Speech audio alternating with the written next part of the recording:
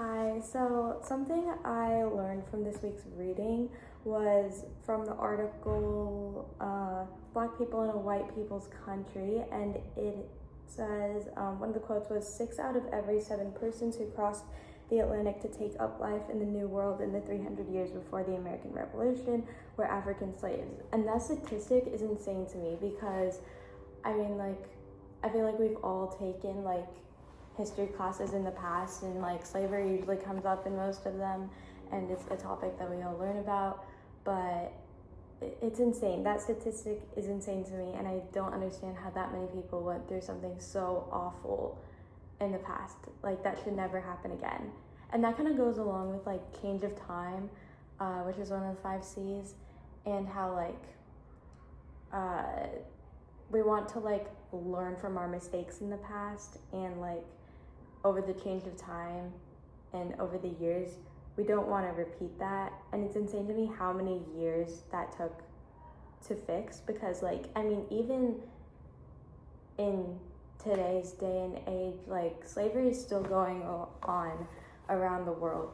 It's not, as much as it's been reformed and fixed, it's still going on, which is insane to me, and thankfully not as awful as it used to be. But it's crazy to me that in some parts of the world that's how they live. And then another interesting fact I found was from Julie Zosmer Well in the article, "The Bible was used to justify slavery, then Africans made it their path to freedom."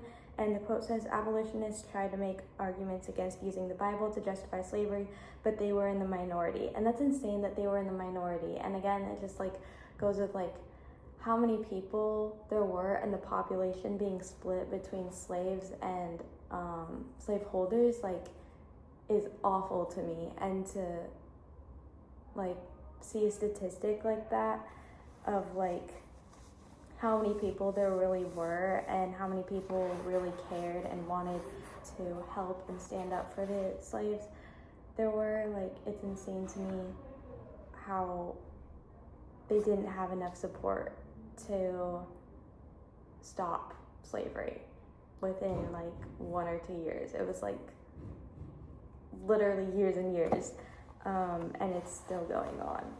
And another part of the question was, what reasons does African slavery matter? Historically speaking, why should we study it? We should, historically speaking, be studying it because we don't want history to repeat itself. I kind of mentioned that earlier with the change of time, but also in context of theology versus history. We don't want to mix those two, because that's when there's a gray line mix and you never really know what's going on. And those two should be separate. Religion, history, separate. Should not mix. And that's kind of what's going on in the country right now, where Christians are kind of categorized as Republican, and I don't like it, but whatever. And those two should not mix. And I think that we should just study it to learn from the past, and we obviously shouldn't be taking the Bible out of context and reading those words assuming that God wants us to be a Republican, God wants us to be a liberal, God wants us to live happy lives, and God wants us to thrive and love and have a beautiful life. So that's that. Bye.